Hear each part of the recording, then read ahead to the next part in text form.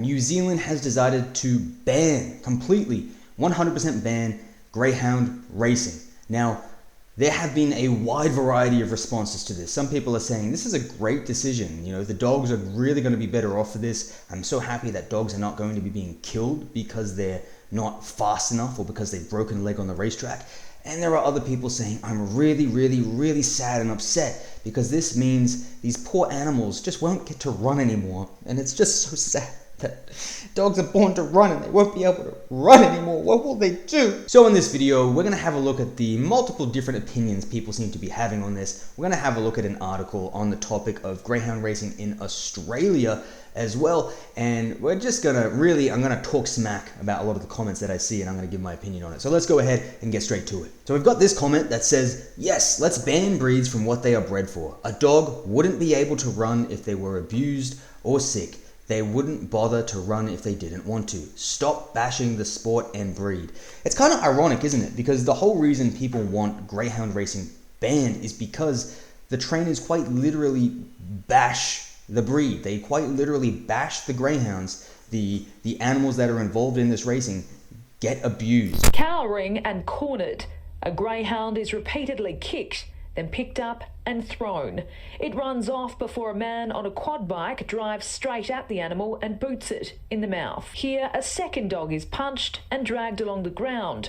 The disturbing videos filmed in secret at the Murray Bridge property, owned by trainers Tony and Lisa Rasmussen, well known in greyhound racing circles. Just a dream come true for all of us. It's great to have the whole family involved. It's something we can all do. Love the dogs more than anything on this planet. Now, just for some context, right? A lot of people might be looking at greyhound racing and think, you know, what's kind of the problem with this industry? You get dogs, you get them to run around a track, so what? People put money on greyhound racing, but like dogs love to run and they're running, so what's the issue, right?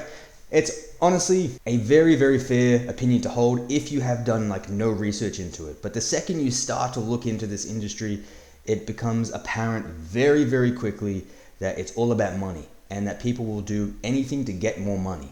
And in this case, anything involves killing dogs that are too slow, killing dogs once they break a leg and it costs too much to fix that leg, forcing dogs to run when they don't want to, putting animals in a position where if they have an accident, they pretty much will be put down. Not always, but often. Using any training tactics you can to train these dogs for the race, including live baiting, where you string up a possum or a piglet and get the dog to chase that animal and tear them to pieces while that animal is still alive. At the end of the day, wherever money is involved, money will become the priority, not the dog's welfare.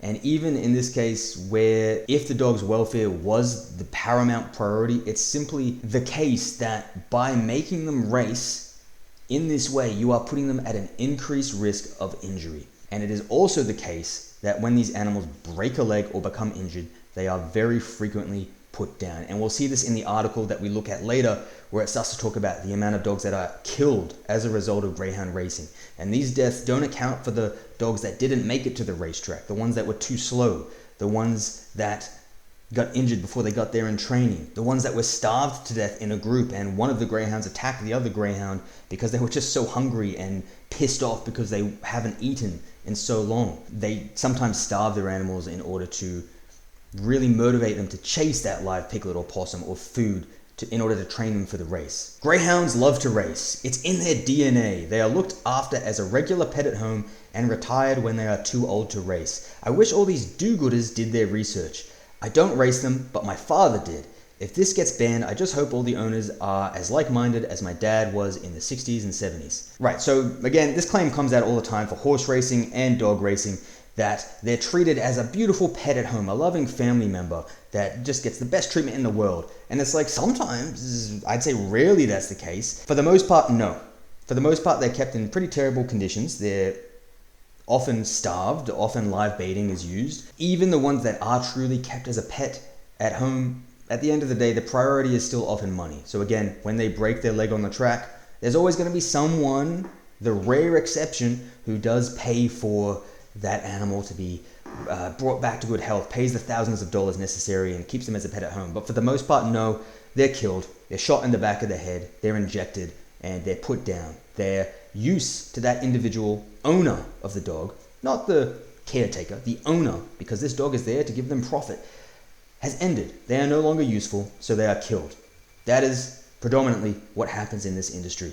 And we need to stop thinking that these animals are like cared for as loving pets. They are a means to an end for the most part, and that end is getting an atomic amount of money in the pocket of the person who owns that animal. That's it. Man needs to find other things for entertainment. Anyone who is bored or has extra money to throw around should volunteer to build houses for habitat for humanity. They need to stop getting jollies off the backs of animals. That's a good comment, right? Exactly. Like, if you got spare time, do something good for society. And even if you don't want to do something good for society, let's say you have spare time, you don't want to volunteer, you don't want to go to a soup kitchen, you don't want to donate that money that you would be gambling with and instead send it to the Against Malaria Foundation to save people from dying from malaria. No, instead you want to gamble on something. All right, go gamble on the UFC where people consent to fight. Go gamble on something, go to the pokies, you know what I mean? Like, don't force an animal into a position where they are going to be forced to race, and then when they're injured, they're killed. There's other things that you can do with that time and money that will make you feel better. I promise it will make you feel better. Dog racing is bad. I know why dog fighting is banned, but why racing? My cousin has 2 mini greyhounds in half an acre, and they don't race, but they look so beautiful and majestic running, and they seem to love it. So why would it be banned? That's a good question, right? Again, it's this idea that dog fighting should definitely be banned, right? Because in dog fighting, you get the dogs to fight each other. It's very clearly brutal. They're tearing each other to pieces. But in dog racing, it's just a lovely, calming sport. Nothing bad ever happens here. These animals aren't subject to cruelty. But in dog fighting, it's terrible. No. In reality, here's the thing. They're both sports for human entertainment. Both forms of sport use animals. In both of these sports, the animals cannot and do not consent to participating.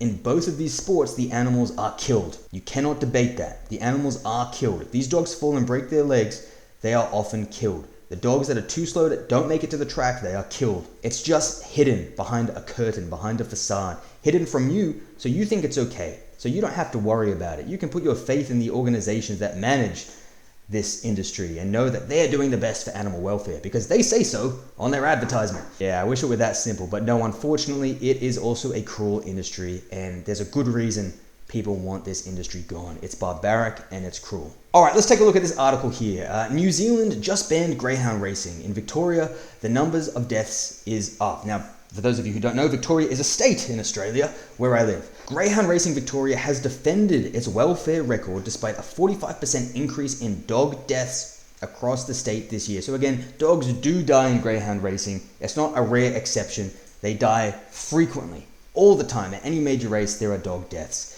The frenetic sport has lost 45 greyhounds on Victorian tracks since January compared to 31 last year. So since January, and this was written in December. So in the year of 2024, according to this particular article, 45 greyhounds were killed in Victoria alone. That's just one state of Australia, right?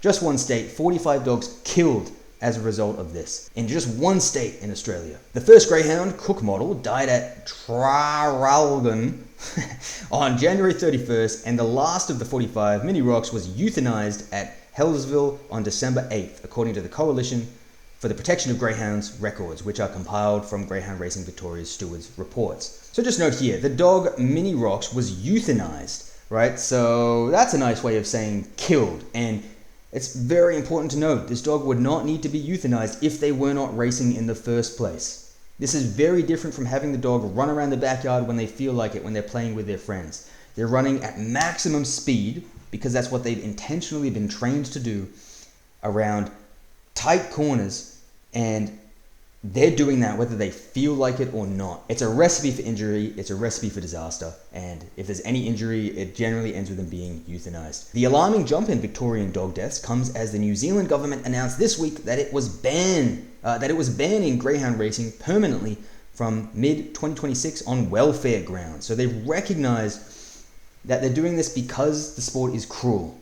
Not economic reasons, not anything else. It is just a cruel and barbaric sport that results in the deaths of dogs. That is why they have banned this sport in New Zealand. New Zealand Racing Minister Winston Peters said the percentage of dogs being injured remains persistently high. and the decision to ban the sport was in the best interest of the animal. Thank God they're actually thinking about the interest of the animal. Not of the person owning the animal, not of the people who are gambling their money away on the lives of the animals. The actual animal who is involved in the process and who will be killed. That's who we need to be thinking about when we're thinking about whether or not we should be banning barbaric sports like this. Mate, I know you love putting $10 on Winnie the Pooh to make it a lap around and hope to God they don't die before they get to the other side, but the dog's just not feeling it, buddy. So we're gonna just think more about the dog than we are about you. All right? They're just more important in this scenario of things we have to consider. That's really ideally how Australia should hopefully start to think about things as well. Greyhound Racing Victoria Chief Executive Stuart Lang said the situation in New Zealand was unique to that country's political environment and circumstances. That seems like a nice way of saying, here in Australia, we just don't give a fuck. We want money, and we don't care about the welfare of dogs. We just want to make sure that an industry is bringing money in. That's how I would translate that line there, anyway. On top of this year's spike in deaths, Greyhound Racing Victoria is suffering from a sharp drop in wagering turnover across the past 18 months, which resulted in the industry recording a $22.7 million loss last financial year. So they're killing more dogs and they're making less money.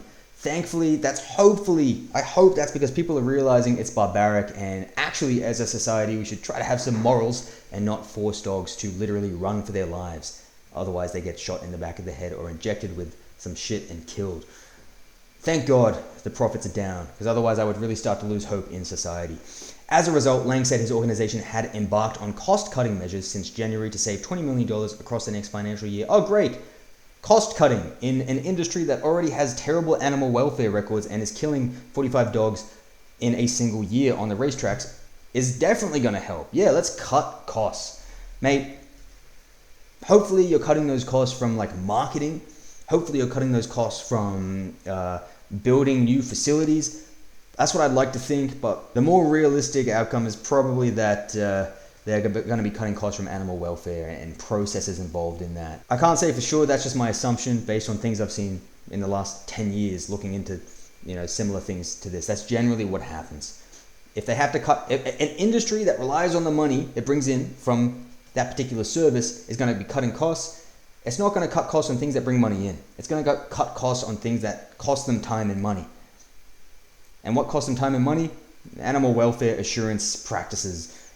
We need to make it easier for people to compete. He said Greyhound Racing Victoria had cut prize money, staff numbers, and operating expenses. I wonder what that is. Operating expenses. Like, that's kind of a vague terminology. I have no real idea as to what that means, but I wouldn't be surprised. Again, operating expenses may be related to maybe the safety checks you have to do, the requirements to actually compete in races, animal welfare requirements. Wouldn't be surprised if that was cut there.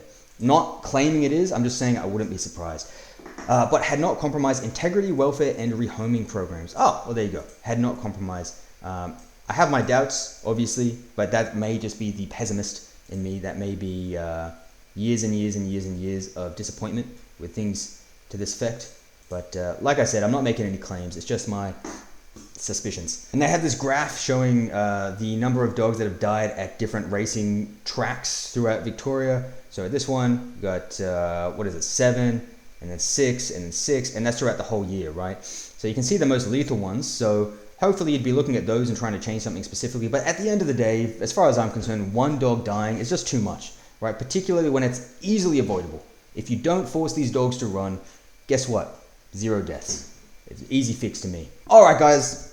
So that's the video for today. Let me know what you think in the comments below. Is it good that New Zealand banned greyhound racing, or are they just left-leaning hippie snowflakes who need to get a job? Even though the people who go to the greyhound races are also not at work, but they don't need to get a job. I don't know. Anyway, look, let me know. Let me know in the comments, and subscribe if you haven't.